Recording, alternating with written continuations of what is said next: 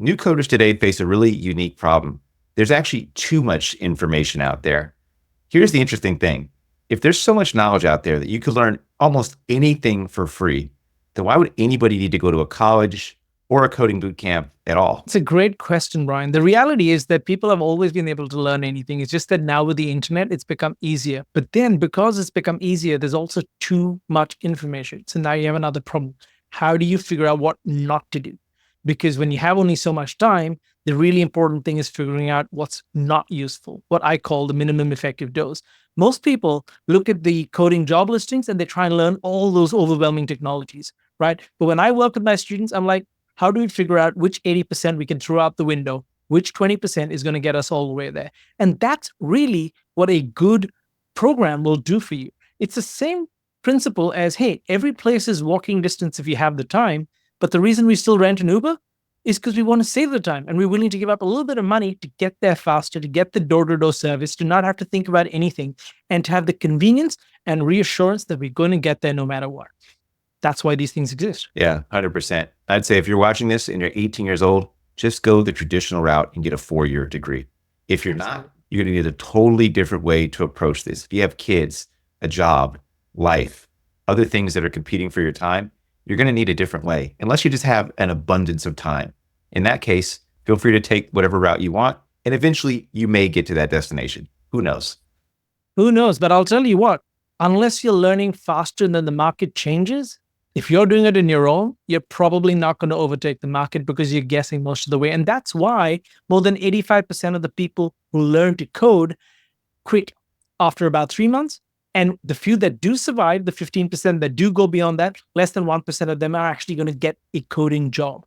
Most people I've met who've been learning to code for 1 year or more will never, ever get hired for it. Why? Because they're learning on their own time, they're learning on their own dime, but they're not actually moving faster than the market, and they're certainly not getting professional level skills that are going to help them beat the competition. Because there's no point just learning. You've got to beat the competition to get the job offer. Or you become a Swiss Army knife developer. I've spoken with about 600 developers in the last year and a half, and I've met a lot of people that take the self-taught route.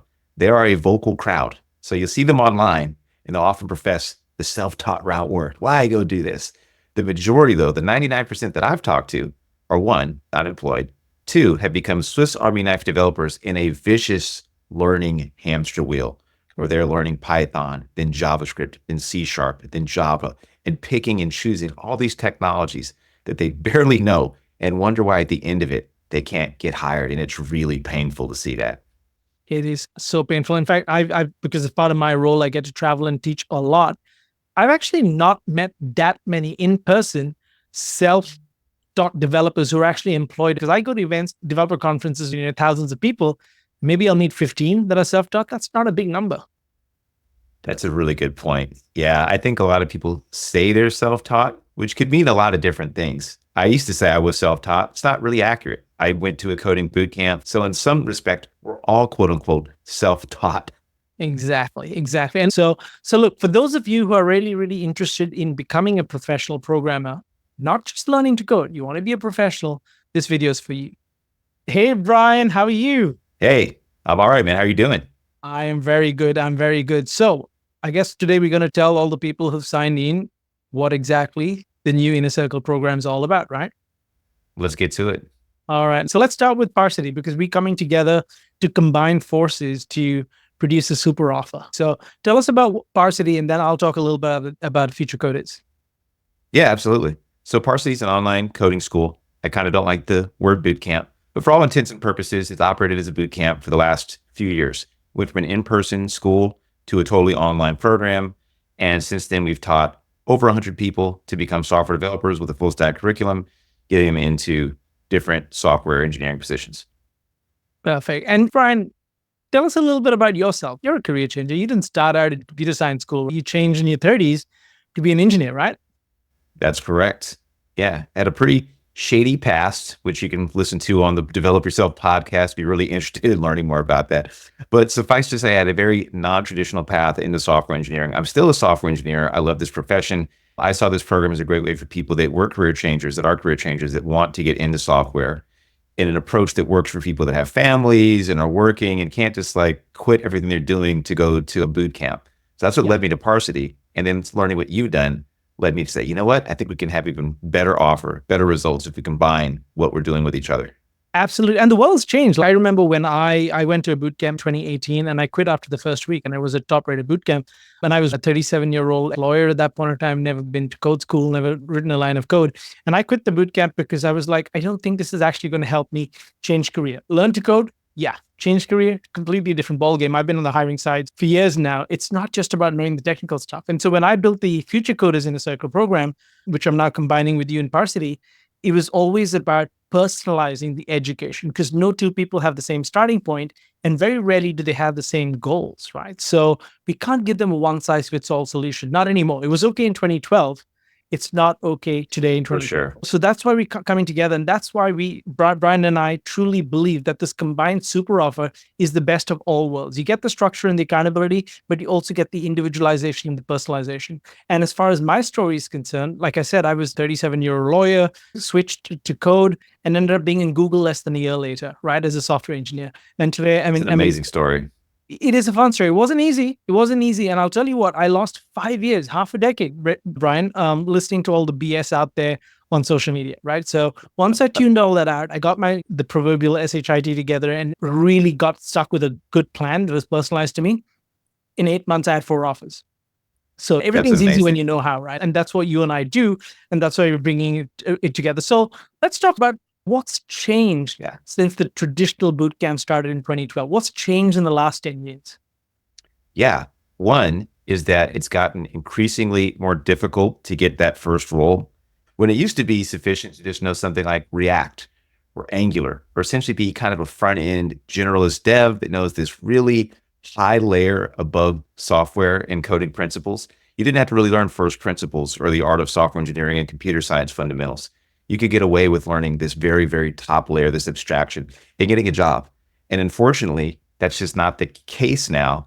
And even more unfortunately, a lot of people that have gone to boot camps or these online coding programs are now finding it even more difficult to get the next job.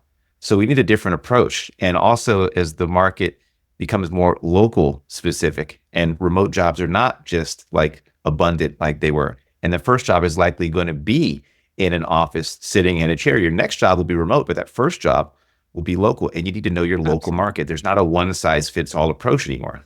Yeah. That happens, by the way, in every industry. I've been in 3 industries, 4 countries, 3 industries so far, and I've seen the same thing over and over again. During the growth phase, almost anything goes. It's a little cowboy. And then as the industry matures, the bar gets raised higher and higher. Like even Google, the interviews were harder 4 years ago than they were 15 years ago.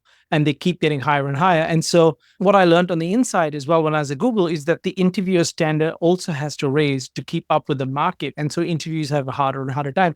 But way too many people, and I think you and I have talked about this a lot on LinkedIn and our respective podcasts, way too many people are getting obsessed with the data structures and algorithm stuff because that's what social media is saying, right?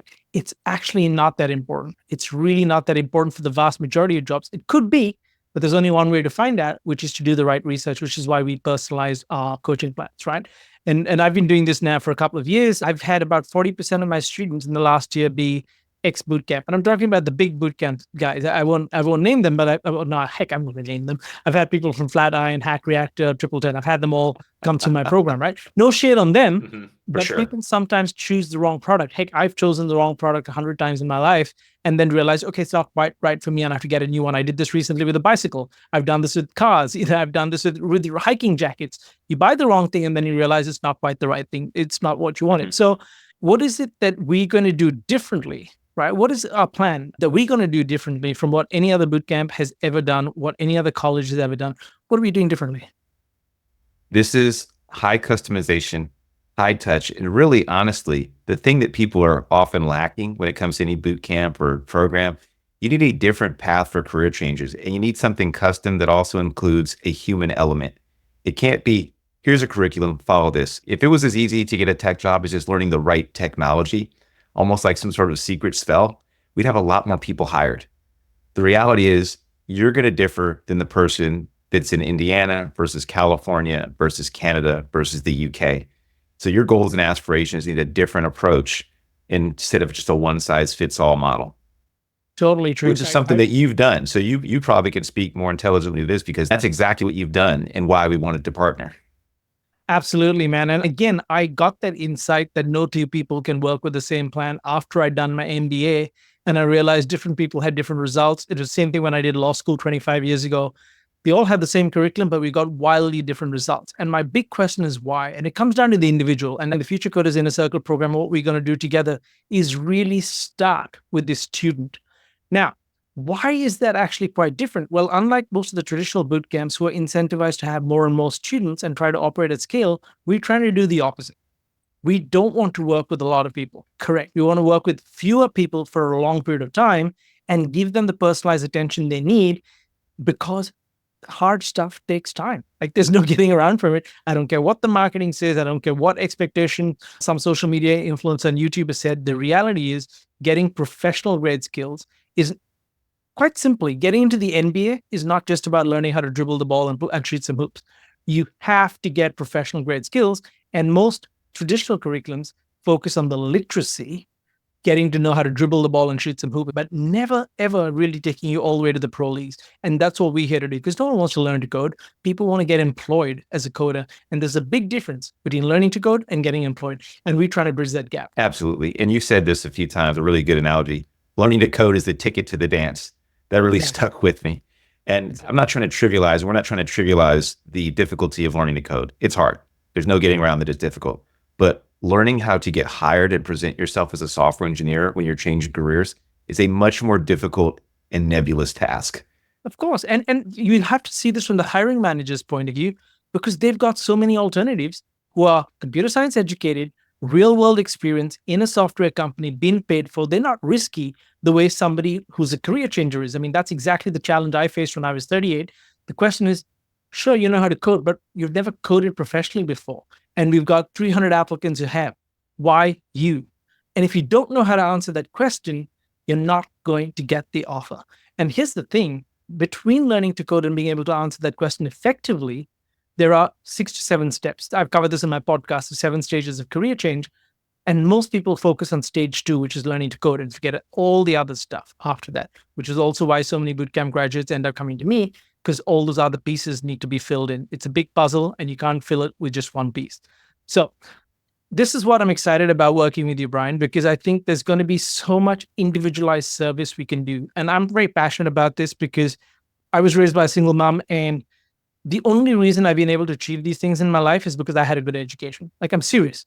Luck came and went, the opportunities came and went, but the education, the training I had, and the psychology I had around success helped enormously. So I think that's what I'm really excited. I think that's what students will get out of it. Now, I'm sure one of the questions we get, both of us get a lot, is there a fixed syllabus? What do you think of that, Ryan? Does it make sense to have a fixed syllabus? You know, that's something I've wrestled with a lot. And you've influenced this decision quite a bit, but no, we can't have a single syllabus that's a one size fits all solution for everybody that comes through. It's, I think what people want, they want a simple solution. They've said, I want a path from A to B, and I want this nice manicured path. We can still offer that to you, but it's going to be custom based on your needs, the local market, and what's going on in tech. Tech changes fast. It's not like learning how to drive a taxi or a truck or some other skill where you are based on memorization. This is an industry that changes a lot. You can't have a curriculum that remains stagnant or atrophies. We need to keep up with the pace of tech. And the person listening to this and the person that comes to the door and wants to get that path towards employment. And I'm so glad you share that view with me, which is why we're coming together to work together on this. Is it has to come down to the individual. I've seen when traveling around as of you, the same crops growing in different countries, but they're not native to those countries, right? What's the lesson in that is that you can grow anything anywhere if you have the right infrastructure around it.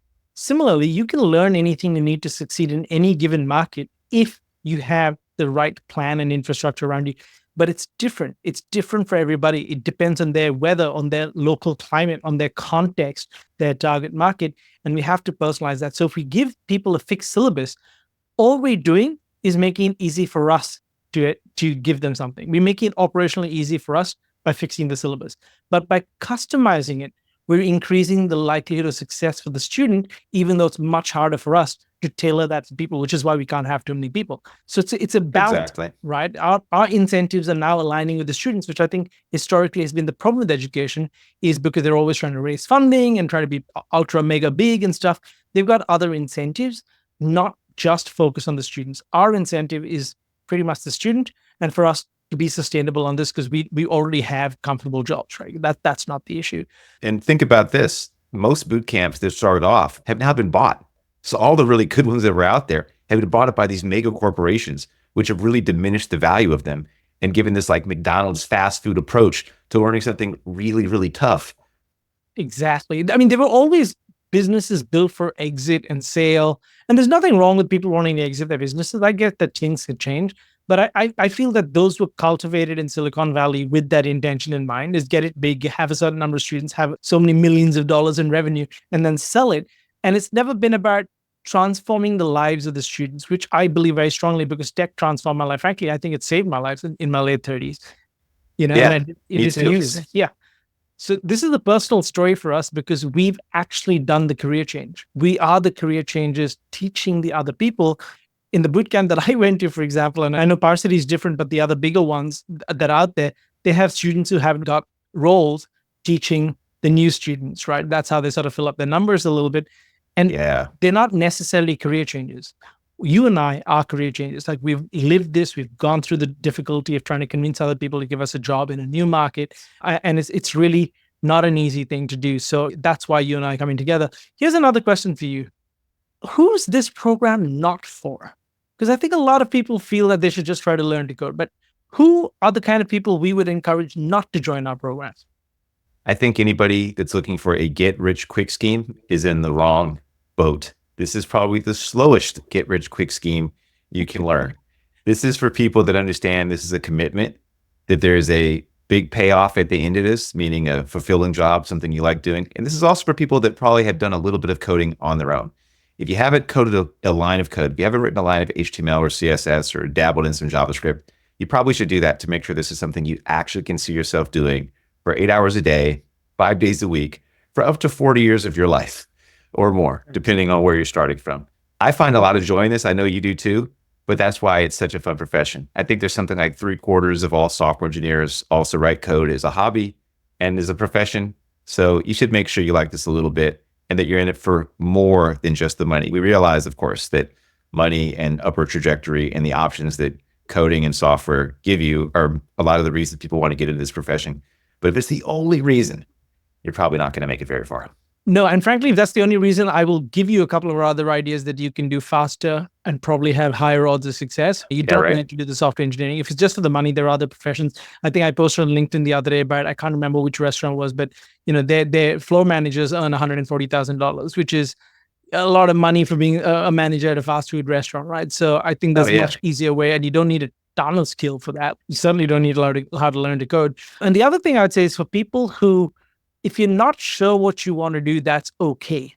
But you have Mhm. to be committed to sticking to something for a while. And I would encourage people to give, I measure things in terms of hours. I would say, if you're not able to do 10 to 20 hours per week and be completely focused on this and play that long game, probably don't join this, because you're just going to set yourself up for success. You're going to be disappointed. You're going to lose courage. You're going to lose confidence in yourself. But if you're willing to do that, then we're willing to walk with you every step of the way until you get to the results. And most importantly, we'll take away all the guesswork for you. You don't need to wonder which influencer, which blog, or which new language to learn. You don't need to worry about that. We'll show you how to use data and actual market research to know exactly what you need to do, but more importantly, when you need to do it. One of the big mistakes I made was, before I even understood what programming was, I tried to leap into Android development, and I got so frustrated and lost, and I quit. That happened for 3 years straight. Wasn't really my fault that I didn't know what I didn't know, but it happened because I was trying to run before I could walk. And you try to do that, you will hurt yourself. So our job is to make sure you know exactly what to do, when to do it, how much is enough. And you just had to follow the path that we lay down for you, which will be extremely customized to you. So how do we select students for this program to make sure we're getting the kinds of people that are going to succeed? Great question, Brian. And I've spent many years as if you trying to figure out the right sort of person that's likely to get success, because the reality is, We can take the horse to the water, but we can't make it drink, right? I can show you all the exercises in the gym there are, but you've got to do the crunches because I can't get the six pack for you. That's just the nature of the world. So the kind of people we look for are people who aren't romanticizing what this is, who have their head on their shoulders. They're very clear what they want. They're not afraid of work. They're not afraid of commitment. They're willing to be coachable. So they're committed, they're coachable. And I would really say people who don't like to make excuses, because it's hard to tell the difference between an excuse and a reason. But deep inside, we all know. We all know the deep inside what it is. So if you're self-aware enough to say, you know what, I think that's an excuse. Hey, Brian, hey, Zubin, can you help me? We will help you. We will absolutely help you. But we need you to do the work at the end of the day because we can't do it for you. And for that, you need to be coachable, committed, resourceful, and show up without excuses. And there will be setbacks. Of course, there will be, but we're going to be there with you every step of the way. So even if there are setbacks, we'll be there to pick you back up and let you know that, hey, that's probably okay. And what happened? What can we do to avoid it? We'll do a post-incident report, whatever you need, right? That's why individualized coaching is different. Is you can learn as much basketball as you want by watching YouTube, but at the end of the day, having the coach on the court is the one that's going to produce the results for you. And that's what we are. We're going to be with you on the court, watching from the sidelines, every play by play, every day. I couldn't agree more. I see that's a lot of what we like to see in anybody that comes through. And notice Zubin didn't say people that know math or have a background in this or come from this certain career or these kind of hard skills. These are teachable things, but it's harder to get people that actually have the grit and determination, persistence, and some optimism and know that this can work if they actually put in the amount of effort and time that's expected. 100%. I was so scared for so many years because I thought I wasn't very good at math.